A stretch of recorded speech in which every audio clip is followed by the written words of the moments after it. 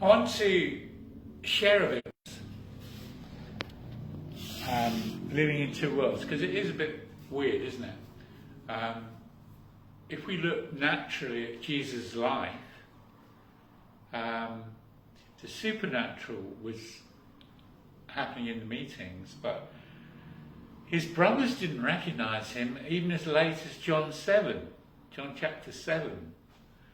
And then obviously the time of the crucifixion, he didn't look supernatural at all. He just looked like someone you just don't want to be at all, because he was overpowered. It just looked like a complete disaster. And all his 12 that had been training disappeared on him. This was obviously before the cross. So there's a natural look and natural appearance of things, and then there's what's really happening, and it's really bizarre.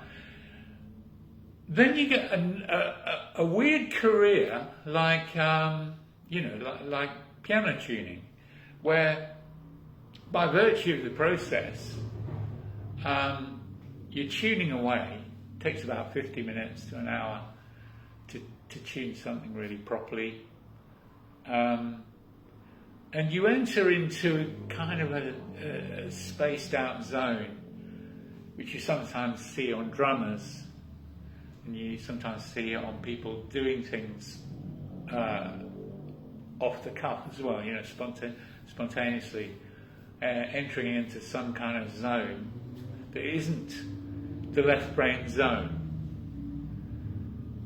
So in tuning, I think the left brain, or the matter-of-fact side, the step-by-step side, gets totally into listening to the strings. But then what does the rest of you do? And this is similar to driving, and it's similar to having a bath or a shower, isn't it? These sort of things. Or just going out for a walk and just walking somewhere. And when you're driving, you sometimes haven't a clue how you got to where you got to. But anyway, there's the dream state as well, isn't there, when we sleep? So there's the dream state. Now in the occult, they go further into astral travelling, but the problem there is you never know if you're going to get back in your body.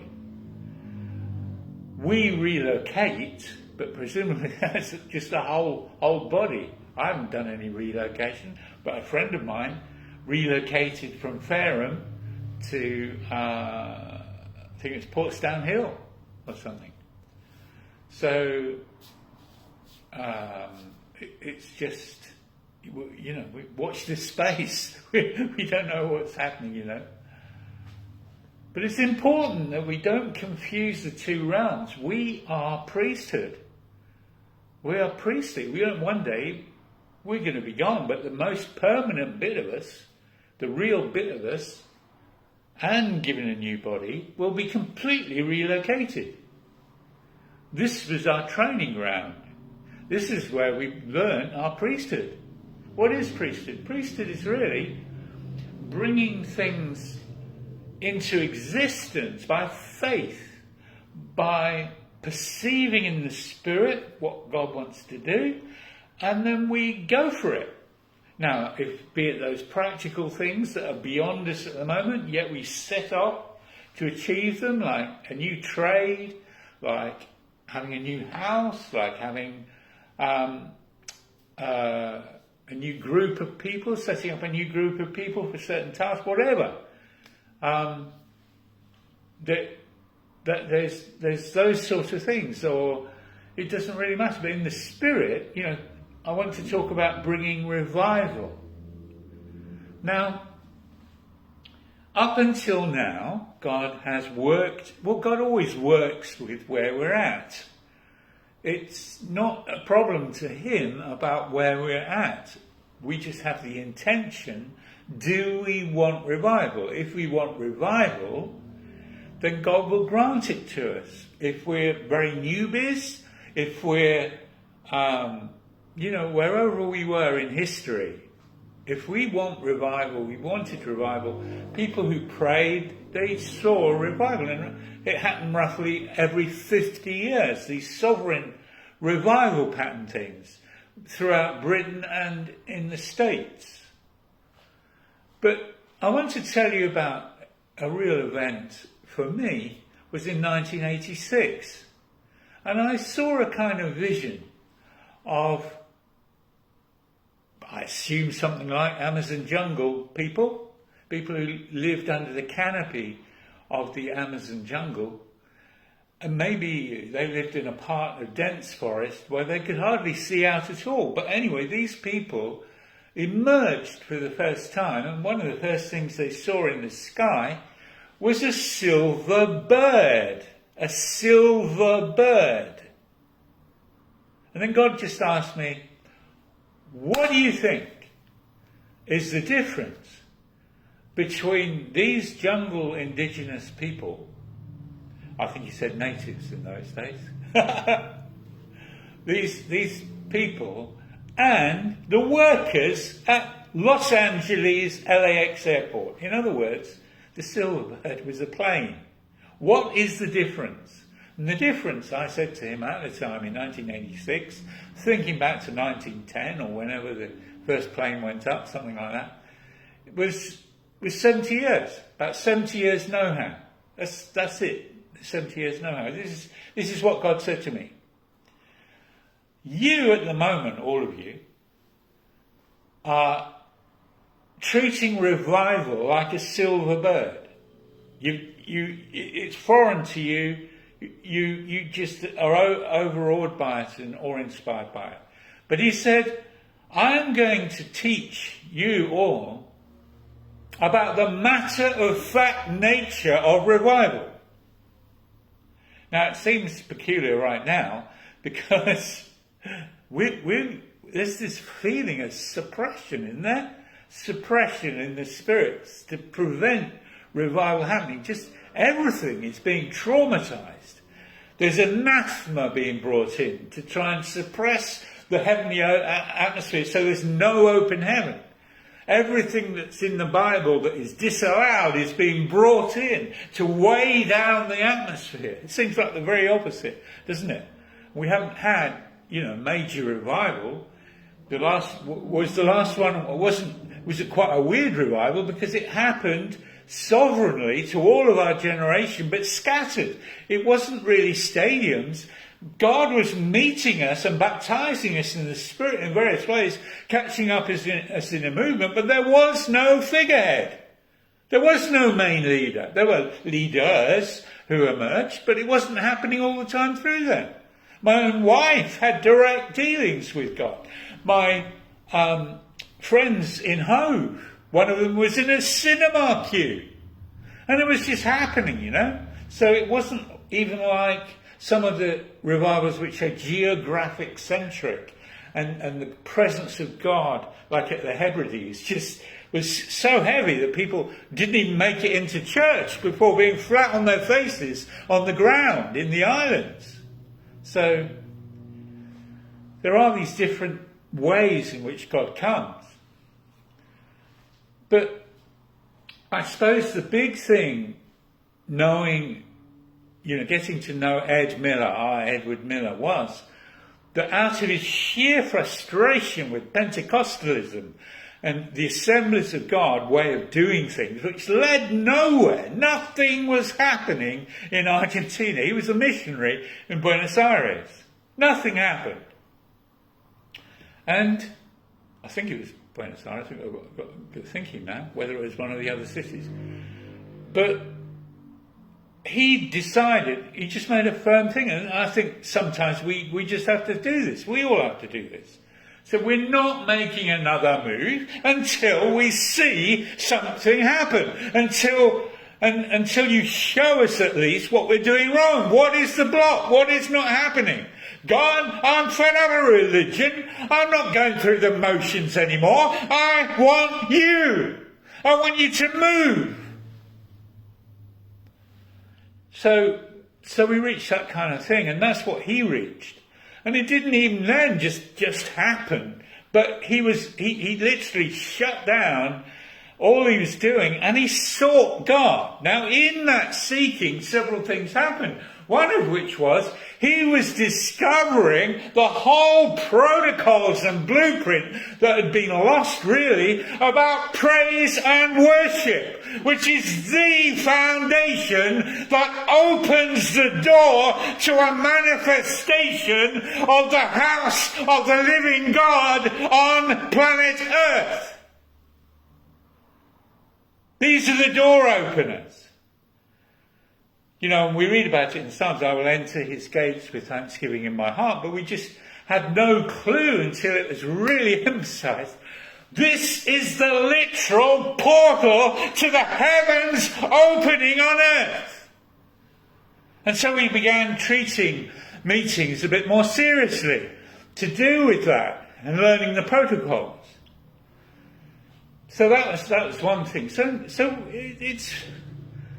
it's getting a bit mushy, isn't it, now? But we learned the reality that God was going to come in the meetings, in our gatherings. There's a sense of his presence and moving. And that was a really key thing. That Ed Miller's largely responsible. I mean, there were people like Judson Cornwall that he taught. There was Mervyn Merler. There was Bible Temple. These people were opening up praise, Merlin Carruthers, the praise books. And so this was a whole move that we were birthed into in the 70s. But God has laid out blueprints. And one of the blueprints is that there are 4 living faces.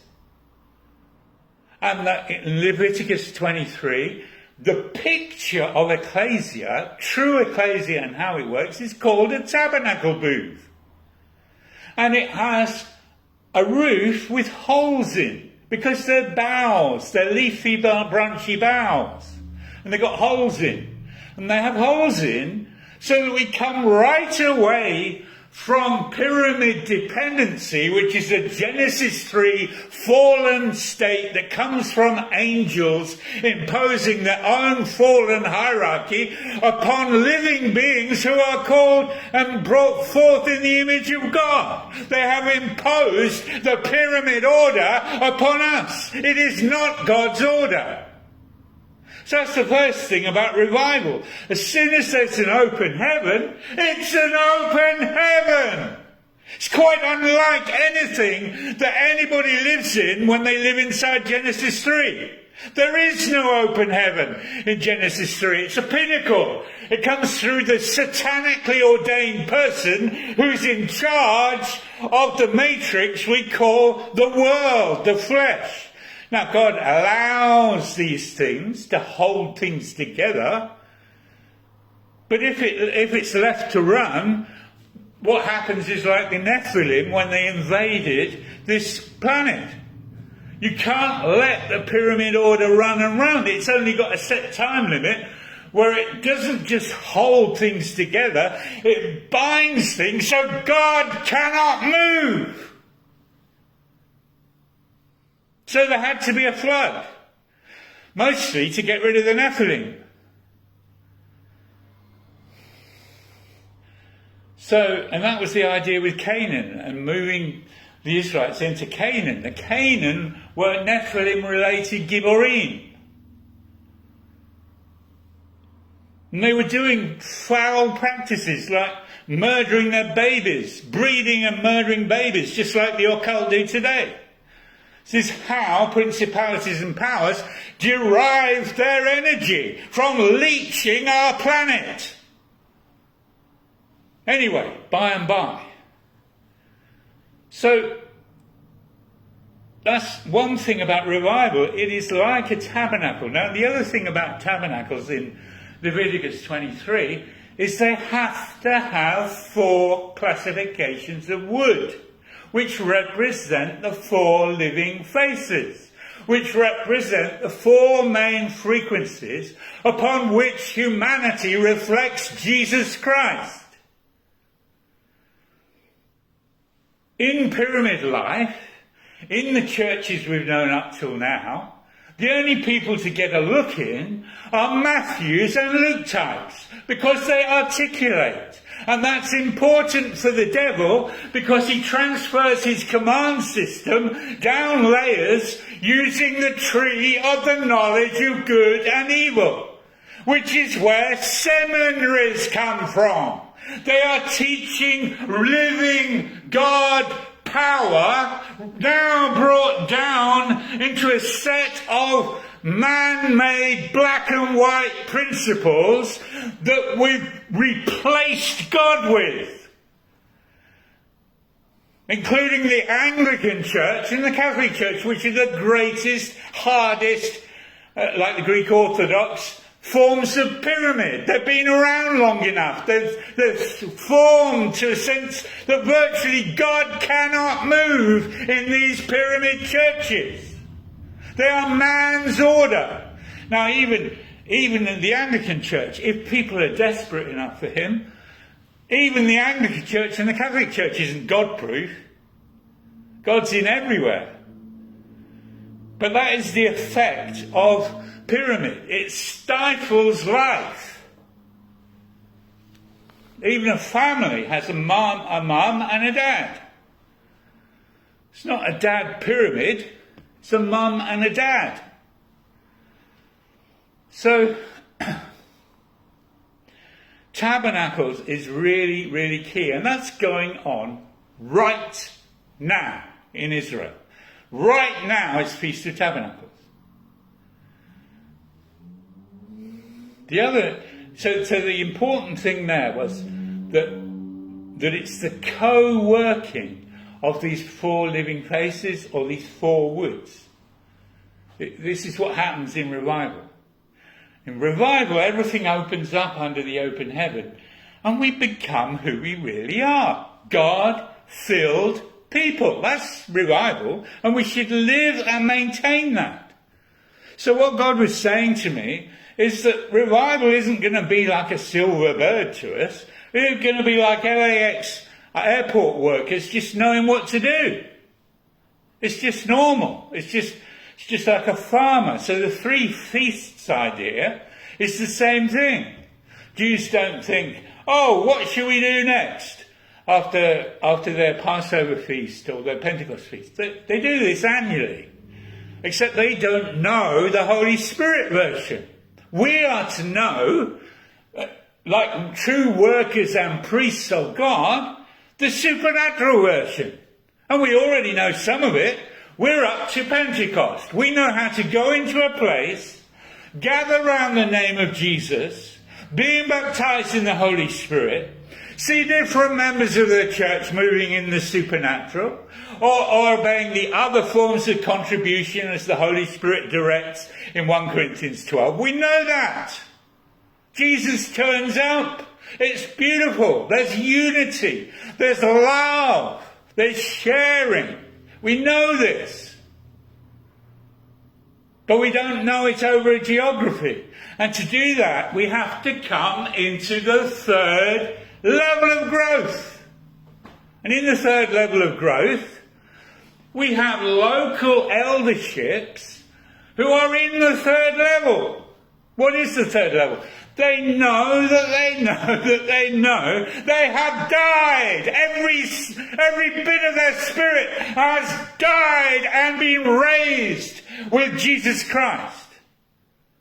It's not half in, half out like Americans. It's not Jesus here and Jesus over there and me here. That's a typical American when he speaks.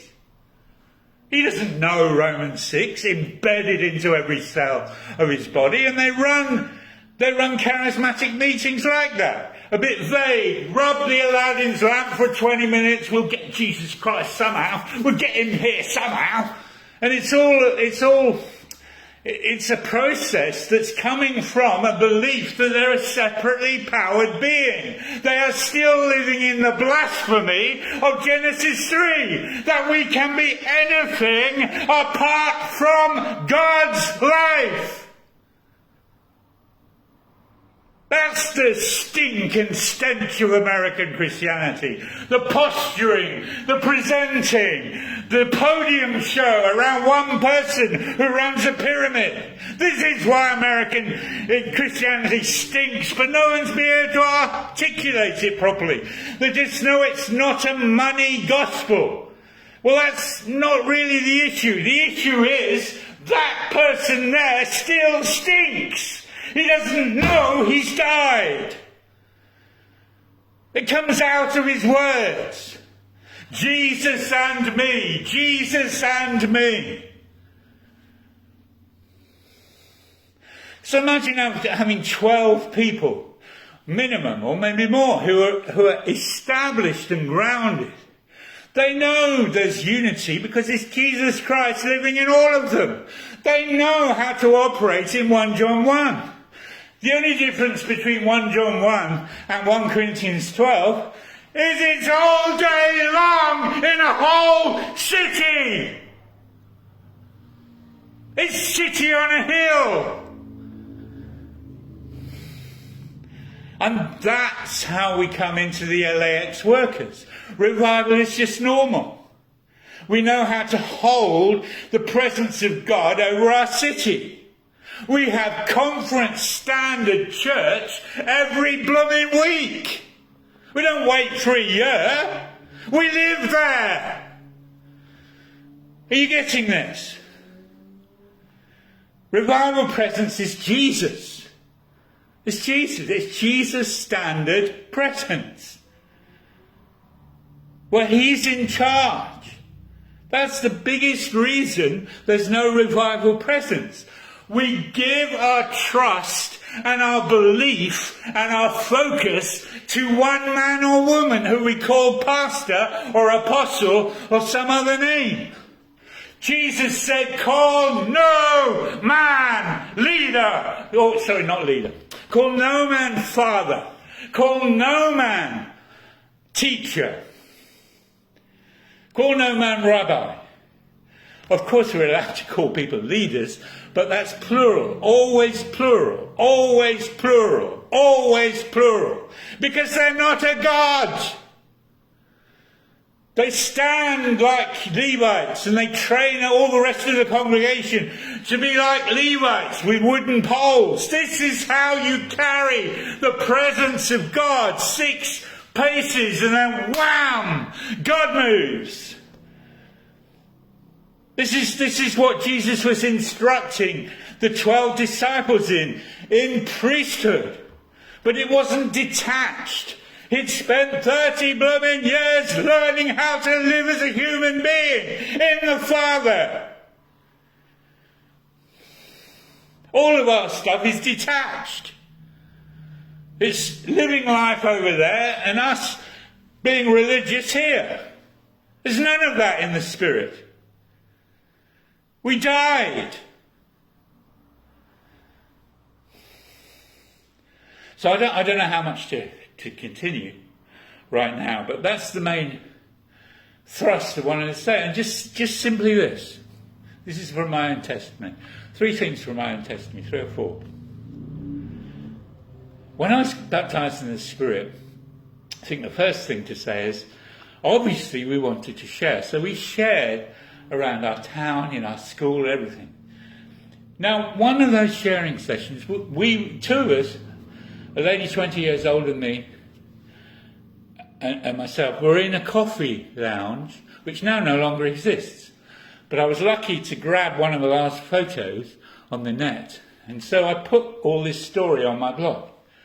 But we were talking over coffee. She'd been leading someone to the Lord or teaching or sharing with one of these druggy types, because there were loads of druggy types.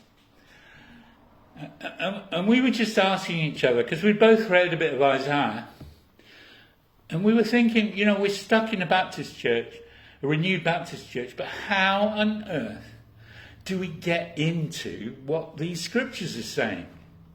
The scale. How do us little Christians get into that? And then within a year, God brought this word about praise. In other words, that's the start. That's the start of entering into the bigger thing. as priesthood, as real priesthood in the earth.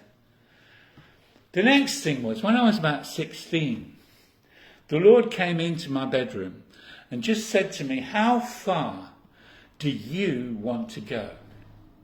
And I said, not knowing anything, I said, I want to go as far as is possible. As far as I can, I think, something like that. Well, God understood that, but it's irrelevant. It's like Mary Magdalene saying, how far, not Mary Magdalene, Mary the mother of Jesus, receiving the word about, I'm going to give you a son, but you're not going to have a father. I'm going to give you a son. She could have said, I'll go as far as I can physically manage. Like you can have a half baby. It's nothing to do with how far we can do anything. It's just simply, do you want it or don't you? Because it's all to do with God. It's all to do with Him and His ability. The third thing was, I think if I say about,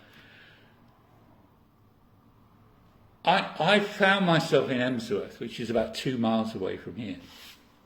And I was coming into Bible House. Ed Miller, Jorge Pradas, Ian McCulloch, they were forming Bible houses for training people all over the world. Mainly they were in Argentina, Spain, and England at that point. And then I learned about the history of that house. And that house was had been owned by a dear saint who is now quite old, but she was part of the church.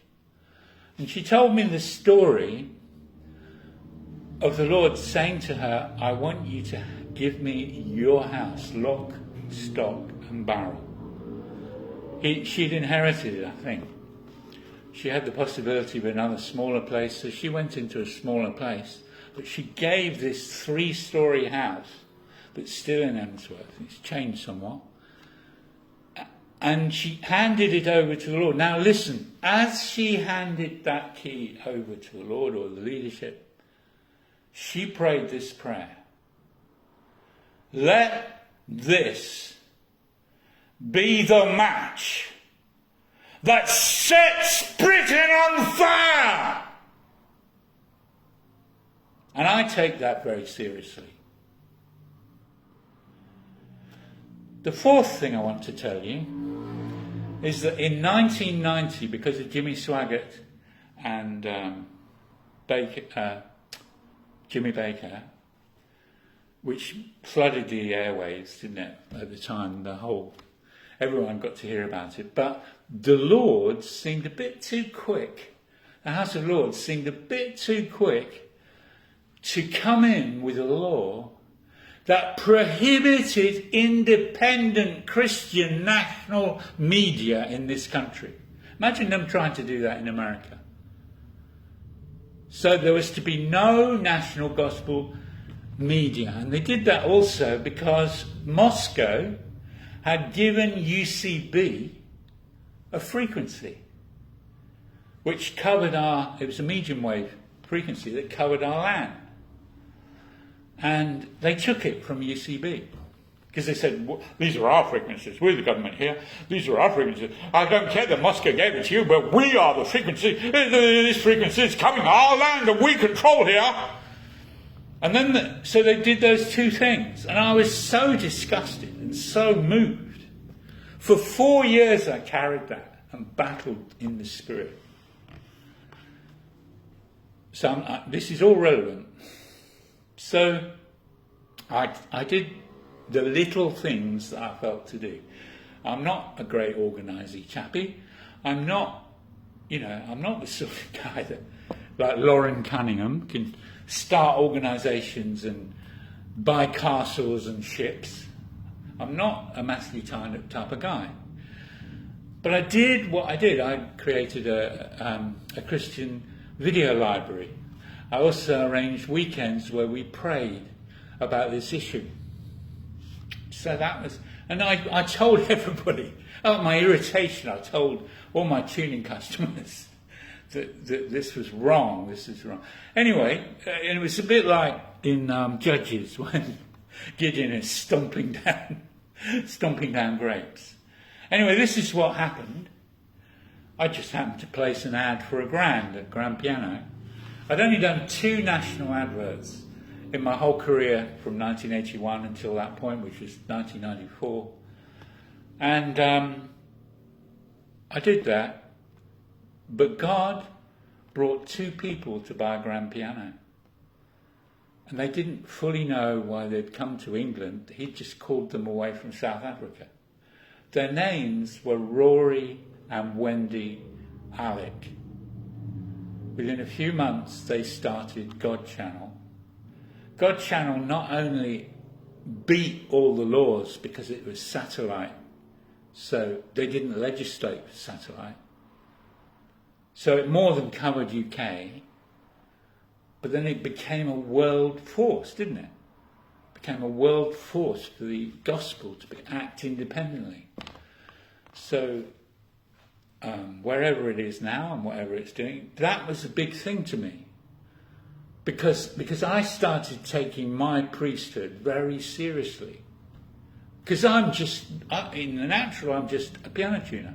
My wife has no clue who I am. And I just manifest the same flesh stuff that a lot of people manifest at times. But God is the answer. God is the answer. It is really strange to me that during my whole marriage, I was never revealed to my wife. I was revealed to my parents in San Diego. God did that one night. It's when people see who you really are. But it has to be God that opens the door. It's like with Jesus and his brothers. In John 7, they had no clue. They had no clue who they were growing up with. And then God opens the door.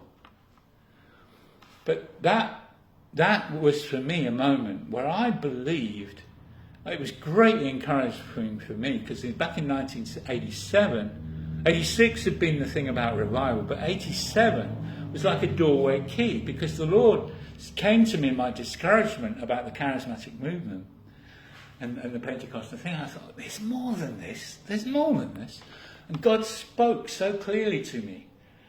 There's a whole other level yet. And I'd never heard, well, had I heard that? I'm not sure if I'd heard that phrase spoken directly by anyone.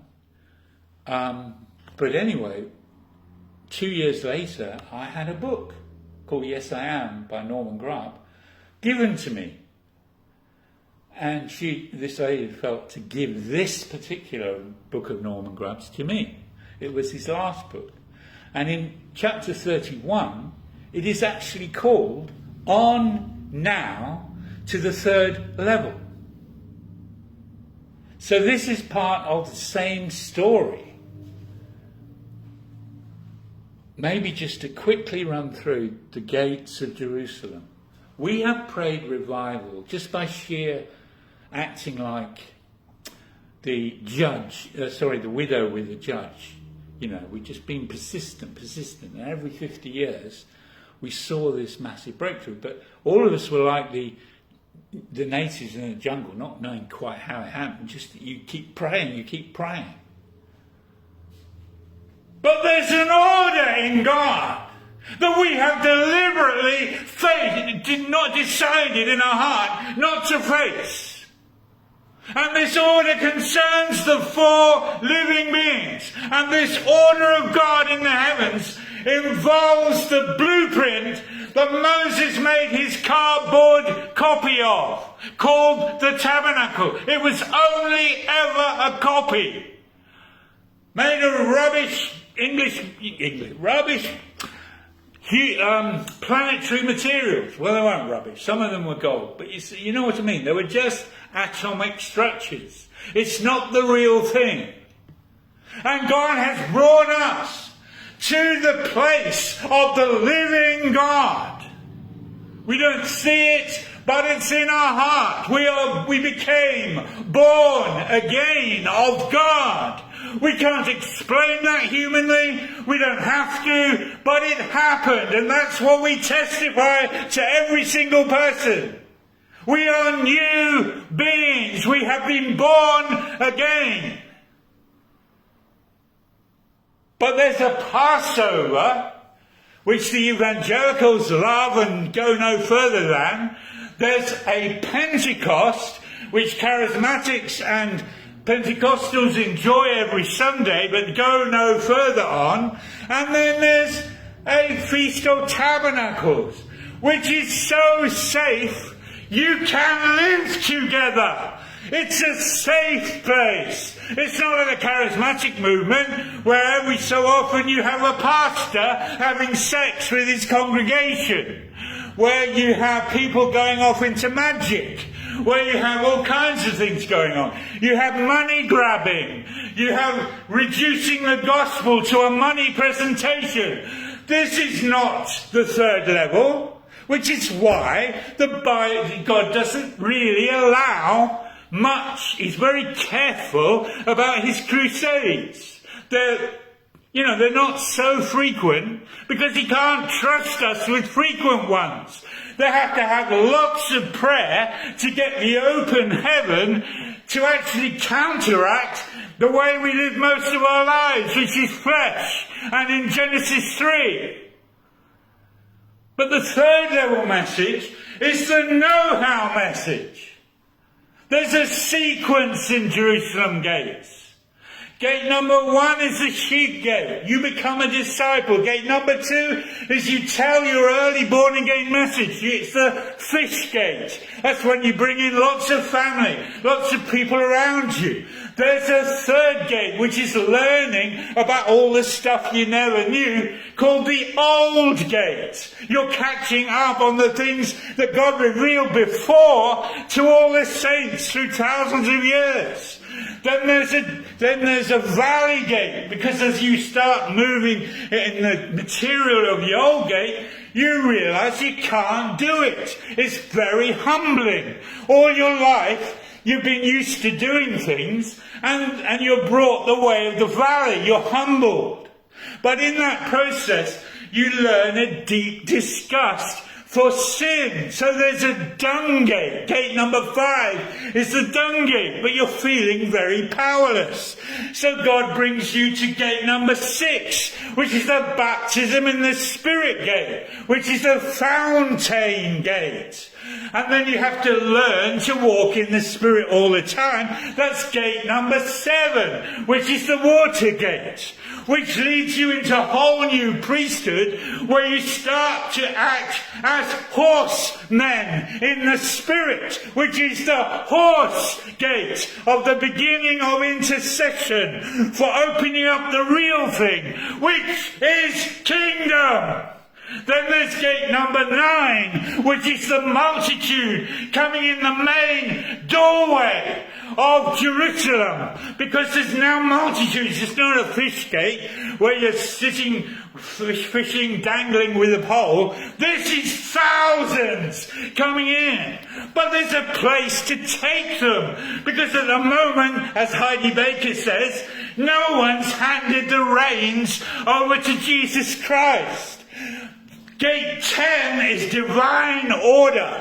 It is called the Gate of Mithkad. That's where 12 elders live and move in 1 John 1 in each locality. And they hold the fish as they come in their thousands. And then the thing that stirs and awakens a completely blinded generation to the supernatural is this mighty Ephraim gate 11, which is the gate of the double anointing that wakes everybody up, that rips open their mind. And then there's prison gate. Prison gate doesn't sound like an ultimate gate, but with Jesus that was the ultimate thing. His ministry can't be beaten. In that prison gate is our salvation. It's set the world free. And so in the prison gate, like with Torben Zondergaard and all these other people that will probably accelerate, it is used to prize open the entire earth to Jesus Christ.